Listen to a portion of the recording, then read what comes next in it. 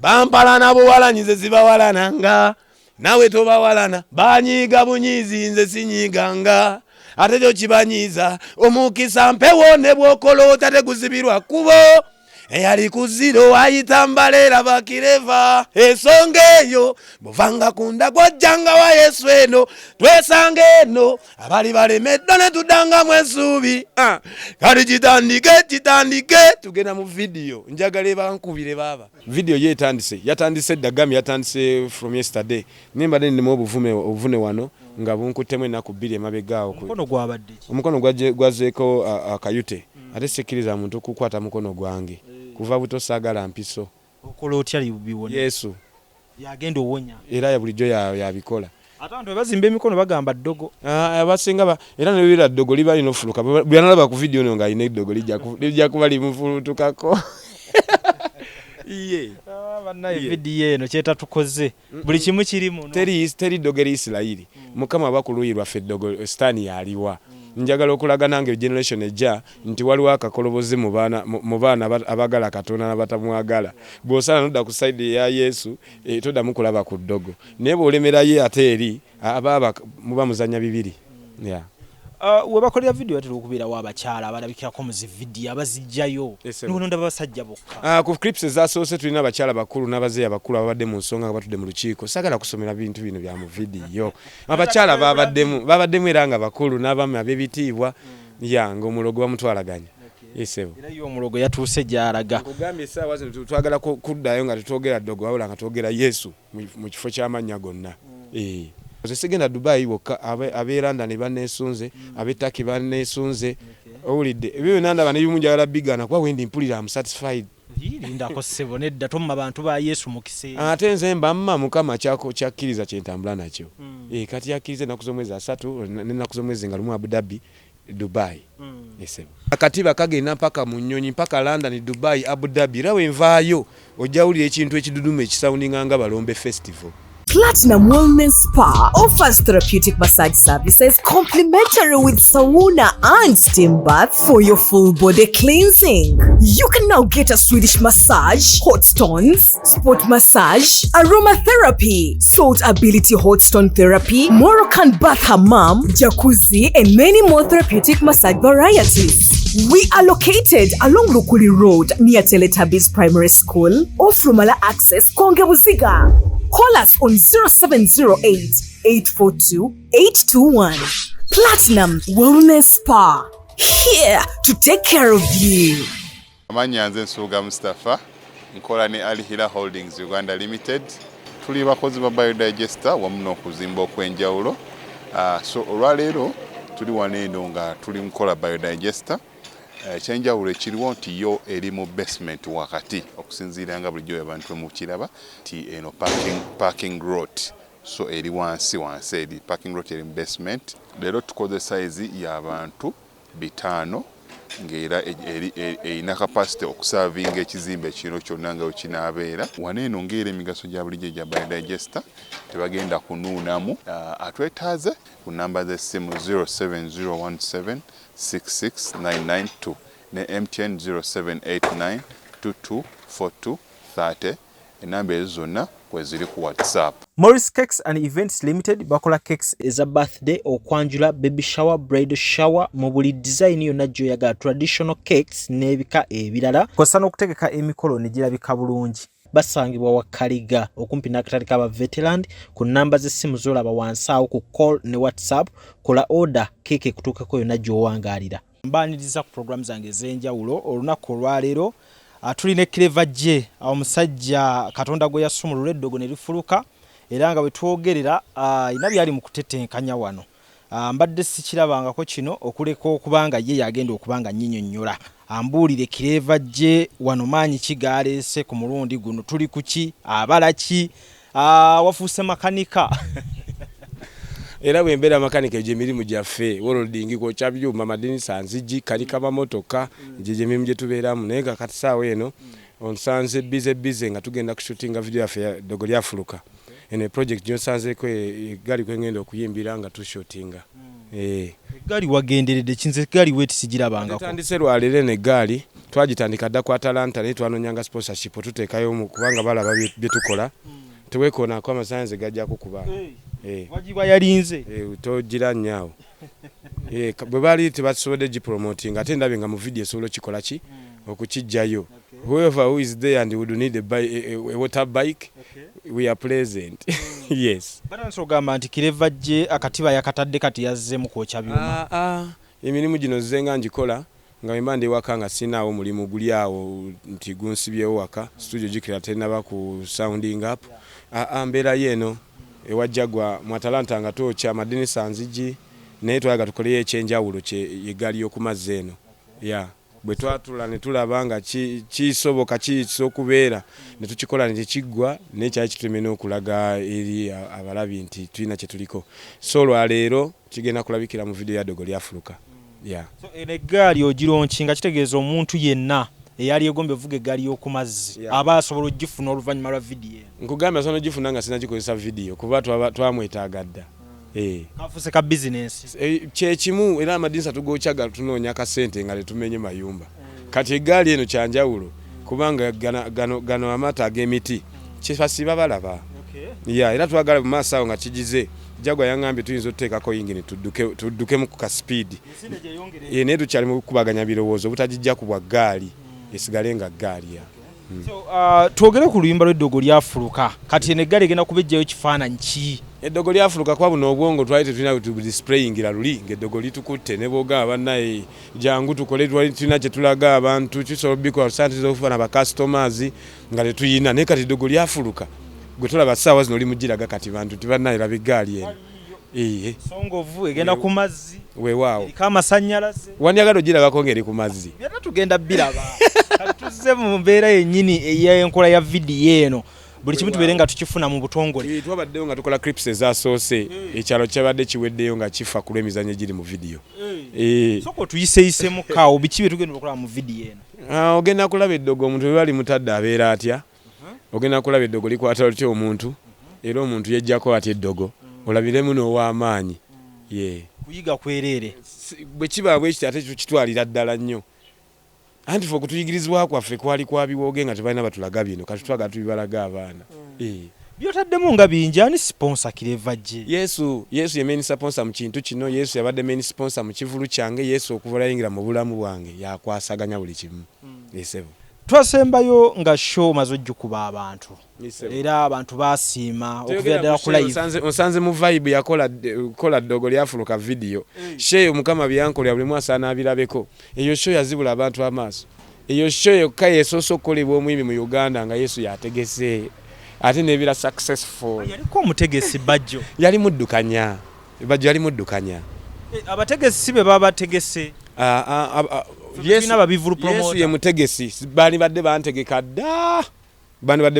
dda Yesu ye yategeka show yange eyo era nebaza nnyo mukama waffe Yesu zekiwankolera yongera kola bwotyo kubanga twanoonya ba sponsor basobola tuteeka mu show tukube tuli bulungi tukube zimanzwa nani zi concert ensi yaleeta nenga teri ateekamu naye olunaku lumu nabuuza MP Jesus nga tuli ffe nale mugamba njagala kola Ddogo lyafuluka ndikolere namboole nangamba sente nnyingi tusobola kukola eyo kakati ne mugamba olwaliro bwolaba nga tekisoboka ogenda kulaba ku maanyi ga Yesu okuva n'olwaliro Yesu antegekera ekivvulu nanga nkolereyo ekivvulu nange nalaba nga kyekyali kibulayo kumusaba kivvulu kati yakikola tolina bw'okiyita so ogamba nti bajjo yakutegeka tuba tukozesezza bubi olulimi tetukozesezza bubi kubanga bwe tugamba nti eri omwana ne maama ate tukozesezza bubi so nga ate yasooka kuba muntu omu ate Yesu ye mutegesi yantegekera ekivvulu bajjo yali omuddukanya abantu bonna gyempitya bagamba nti mu live oli wakabi ekitiibwa kidire mukama waffe Yesu kubanga ebyo nabyagala ngamba kubbe mbalage ku kyennina nga siina era awo nayino kibalagira mu bimu bye weebaza olw'esheno okubeerawo ng'oggyeko live biki ebirala Yesu nebaza Yesu kuba kyeyankolere wange kyali kinene namala ebbanga nga nyimbira ku busho bwa 30 40 naye sebe ennaku zino njogera munaano oba toyagala Yesu afuga Yesu amala nakukwanjula nakulabye ennaku zino Yesu amala n'ogenda n'okubba omugole omuziki n'avaayo kankulongoosemu ennaku zino omusayi gwa Yesu gumala gufuga ngambye gumala bwe gwa gumala kufuga biki byonna kye Biki febe tutamanyi byoyinza okubeera nga ate otukubako ko surprise n'otugamba nti bino nabikozerwa show yange. Nabyogeranga ne bazibba ne baziyita ez'abalala kati sikyabyogera naye ndagabiraga eggaali yiino egenda kuyita ku mazzi. Nina omwana wange Power Kid ayimba akayimba k'ebibanja bwe yakagamba kumuni katwala mu studio straight. Kati somola byagalo yiko yagala abasajja abali babikwatevu eddogo lyafuluka sijja biyimba. Mpaka obudde bwabyo nga butuuse saawa zino eddogo lyafuluka. Ne Dubai ogenda. Dubai nakuza mwezi nga 3. Enakuza mwezi nga 3 nenga lumu. Sep nja kuba Abu Dhabi. 3 nja kubeera Dubai. Passport yaita mu bwangu ne mwala wange. Wamala n'ofuna passport? Passport najifuna. Najifuna munaku 2. Nze ebintu ebyankalubizanga bwe nasenga Yesu byatandika okwanguwa. Nazifuna mwezi nasanga nabatudde banje nga balinga mitwalo 3 naye nga bampisaawo nga era mwana wa Yesu. N'ofuna passport? Bakwezi. Akafaananyi enviiri zaffe ze ziriyo wasooka zisumulula. Olowooza lwaki wandibadde obuuza ekyo nga Yesu agamba jangu nga bw'oli? Abantu abayinamukko embeera. Abantu ate awali Yesu bw'agamba balina amateeka mangi. Awali Yesu nobadde egambayo. Nti sumulula enviiri ezo gitukuba akafaananyi. Era nzijjangako ne bakalaba akaviiri baleme gamba nti simanyi ono baleese kamiliyoni. Kisigale ng'oliko original. Teri kubuzaabuza kuba Mukama waffe agamba teri kyakwekebwa kitali bikkulwa. Nange ojja kaviiri nga mbikula. Ate mu ntana ndika kubikkulirako kyekitaleewoma. Kiki weesunga e Dubai? Nze no kyenesunga e Dubai kwe kutwala enjiri ey'obutuukirivu ey'obwakabaka mu abo abawulira ekigambo kya Katonda kimpulira kuba nali naggala sho z'e Bulaaya nga passport maze okwonoonebwa. Naye bwabanga Mukama bw'ati bwakoze sigenda Dubai bokka ab'e London ne banneesunze ab'e Turkey banneesunze owulidde ebyo byonna ndaba ne bimu njagala bigana kuba wendi mpulira am satisfied. Lindako ssebo nedda tomma bantu ba Yesu mu kiseera. Ate nze mbamma Mukama kyakkiriza kyentambula nakyo. Kati yakkiriza ennaku z'omwezi 3 n'ennaku z'omwezi nga lumu Abu Dhabi Dubai. Ku ngoye nnyingi z'oyina n'otuuka ku stage n'ojja n'akatiba ne costume yaffe. Nayisobola kujeemera ddoboozi lya Mukama wange. N'ojjira mu ngoye zikuba blog. Naye saagala nayisobola kuba nali ngambyeko before that there was the same art I wanted to perform in at one wa Maria Chiwewa mu comedy store. Yes. Nagamba Kireva nawe yambala tolina yambala ebyo. Nenga mpulira nedda fanya kazi asula mu kalina naye ayimba fanya kazi ali yalina okujja ng'ebintu bibiri byanjawulo. Kati bwe nalaba ekivulu nga Yesu ategese ekyo nalina okubalaga kyonna tewali kyali kirala. Ate ne binyuma. Amiina. Omanyi nti wakola ekyafaayo kino tekibangawo abantu bambadde engoye eza buli kikasimazi nozijje. Ekitiibwa kidde Mukama waffe Yesu kuba yagamba nti balikola ebyobuzira. Nze ntandika butandisi obbirabo kuba ddoggo lyafuluka omulonki nga talina vidiyo. Gw'okimanyi ekyo. Lwaki okubira Yesu obugalo bw'amaanyi. Bannaye. Amiina. Wa kitiibwa. Amiina. Engoye ze zimu tunazirabako ku nnyonyi. Ezo zo kujjako waliwo abangaye bagenda bayinza ozisasulira nzitwale. Kuba katiba ako basobola kati ku minzaani. Bakapima mu kiro. Ako ko ne bakateeka ku minzaani katambulako erufu. Tekatambulira mu ngoye. Tolina bw'okakebera. Ko katiba. Tokateekemu mu kasawosawo. Kati nkateeke mu kasawo nina byenkukusa. Ku airport. Nina byenkukusa. Gomanyi ku airport ekibeera. Akatiba kagenda mpaka mu nnyonyi mpaka London, Dubai, Abu Dhabi. Rawe envaayo ojjawulira ekintu ekiduduma ekisawuninga nga Balombe Festival. Abalombe beetale. Abaana leka beeyagale kuba Yesu mulamu. Omutegesi teyakuwa mmotoka ekujja ku kivulu. Yasobola okuweewa okusula ennaku ziizo. Omutegesi yansuubiza emmotoka, nansuubiza ku kasente, nansuubiza nampayo kasente akasaamusaamu. Sisobola kumubanja kuba byonna nze nalabanga sente za Yesu. Kati Yesu ntandike nti omubanja eggali ku mmotoka z'alina mu Uganda. Nvaako. Eka naawe. Kati twogereko omanyi bagamba bya Katonda bya Katonda n'ebya Kaisari bya. Kati oyagala kwogera byani? Njagala twogere ku bikwatibwako. Ku byani? Ku bya Katonda oba ku bya Kaisari? Ku bya Kaisari. Ebya Kaisari mwe bamu ne ali naye yogera. Njagala tujje ekifaananyi ky'emmotoka. Kale yo piki twagiraba. Muzeeyi yagifuna. Era Mukama mwebaza olw'ekyo kuba nali sinawe nsobola jijja mugiranga muzeeyi badnayo giri waddawaddako wano. Awo essanyu lyange kati ntandika ntya. Anze Yesu simubanja okuva lwe yanviirayo kye kinasabanga Mukama baba nange kimala oba nsuze enjala nkugambye kati olaba line bwali nkubidde ebbanga naye nga te video nno gikola gwe kubanga abakyaliko amalogo bangi nagenza ogikola omukazi n'agamba naye Clever gye naffe omwana waffe muteekeko mu vidiyo naffe tuteekemuuko yagambye oyo Eric yamugambye nti olaba omwana wange ono eddogo lyafuluka nga kalinga akabonero akakulaga nti buli omu bwawulira nti eddogo lyafuluka atudda ku muzuli teri bwakwekwasa mulala isebo Katonda yasobozesa sho nebeerawo naye omanyi bijjiramu okufuna akasente kana akajja akasente ko wafuna akasente kali akasoko kuweebwa nze akasente nafuna akamala kakumala akasente nafuna akamala ne muzeeyi nafuna ekyali kyannema okumuwa omutegesi ate omutegesi nalyoka nkolera sho gye batankolerangako mu Uganda plus nejuke twagendera mu show nga tugamba oba tusaleko ku ttaka lyaffe wali era baŋŋaana bajjokolo yaŋŋaana ngamba Yesu ajja kutuwa era mwe mugenda mu kivulu era ntugenda mu kivulu kati abalindirira Yesu tebapowa okwekivu tetwafuna motoka gye twali twagala naye tetupowa kuba kati ssaawa zino ojja tulaba piki 12 tugenda ku vidiyo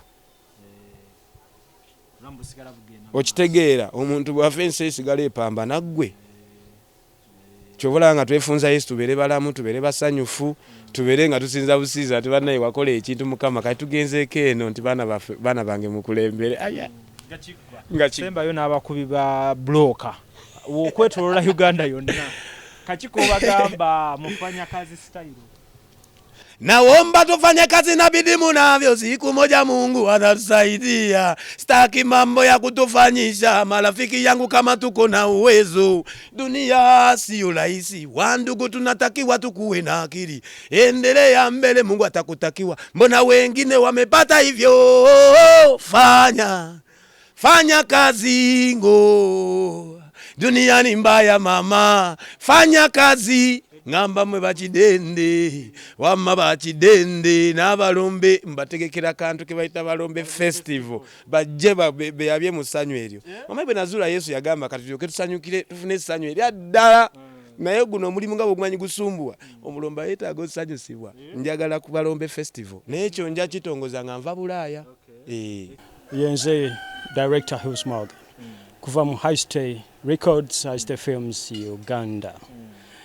Era nga mukisa gw'amaanyi nnyo kubanga nkoze n'omuyimbi ow'amaanyi Clever J, musajja w'amaanyi nnyo atamumanyi gwe ntya musajja asabula ng'omuleetedde kamera ennene kubanga musajja munene musajja w'amaanyi kifaananyi kyekyo kyennyini kifaananyi byonna byeyogerera bino tetubyogerera abula byo byeyogerera so omuntu baba w'amaanyi musajja munene tumuleetera ebinene nga bino kyenyinza okubagamba osangibwa High Stay Records, High Stay Films tusangibwa Kitebi ku Star wewava ebirungi kyonna kyoyagala wekisangibwa. Biki ebyenjawulo abantu babalinda mu vidiyo eno okuva ewa director?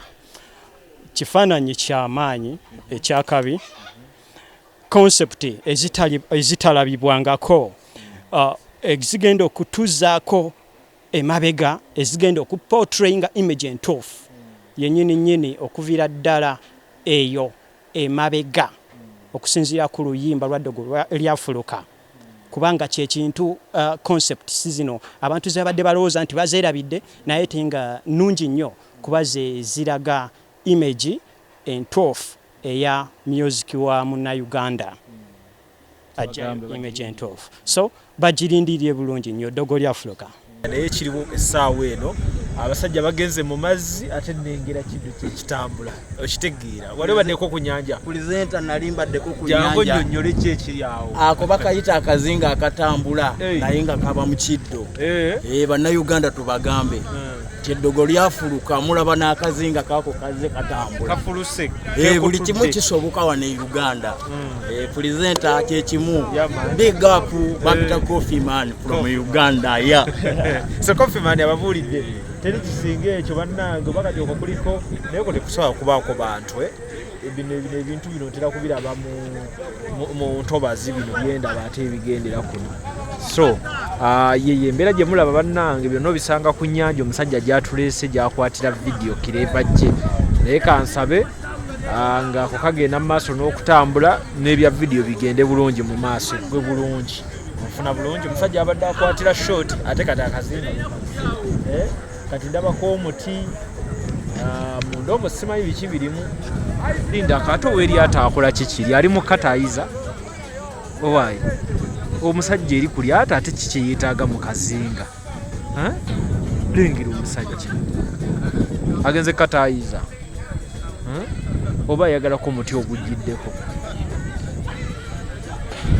Amannya nze Nsuuga Mustafa, nkola ne Alihira Holdings Uganda Limited. Tuli bakozi ba biodigester wamu n'okuzimba okw'enjawulo. So olwaleero tuli wano eno nga tuli nkola biodigester. Ekyenjawulo ekiriwo nti yo eri mu basement wakati okusinziira nga bulijjo abantu mu kiraba ti eno parking lot. So eri wansi eri parking lot eri mu basement. Leero tukoze size y'abantu 5 ng'era erina capacity okusavinga ekizimbe kino kyonna nga wekinaabeera. Wano eno ng'era emigaso gya bulijjo gya biodigester tebagenda kunuunamu. Atwetaaze ku namba z'essimu 07017669992 ne MTN 0789224230. Enamba ezo zonna kweziri ku WhatsApp.